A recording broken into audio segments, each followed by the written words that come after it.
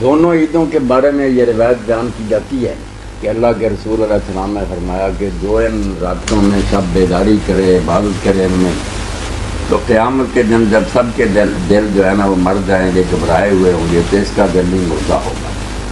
یہ ابن ماجہ میں بھی ہے، دوسری کتابوں میں، مگر روایت نہیں ہے۔ ان عیدوں میں رات کو عبادت کرنے کی کوئی روایت حدیث کی کتابوں میں صحیح نہیں ہے۔ جہاں جہاں ہے سلسلہ الاحادیث ضعیفہ میں علامہ البانی صاحب نے وہ ساری اکٹھی کر دی اور سب پر تبصرہ فرما دیا کہ ایک روایت بھی ان میں صحیح نہیں۔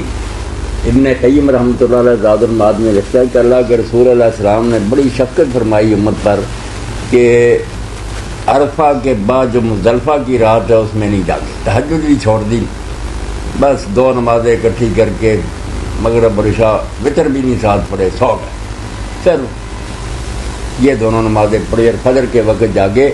یعنی اس رات عید چھوڑ کر، حالانکہ بڑی برکت والی رات ہے کہ مشعر الحرام میں ٹھہرے، سوئے کہ امت بڑی تھکی ہوئی کہ اتنے دنوں سے بھاگ دوڑ کر رہے ہیں، مینا اور عرفات مزدلفہ آرام۔ اس لیے سنت نبی حکمت پر مبنی ہے کہ لوگوں کو تنگ کرنے سے اللہ کو کچھ نہیں ملتا، مناسب موقع پر عبادت بھی ہونی چاہیے، آرام بھی ہونا چاہیے۔ تو عیدوں میں جاگنے کی کوئی حدیث پاک جو ہے نا صحیح نہیں۔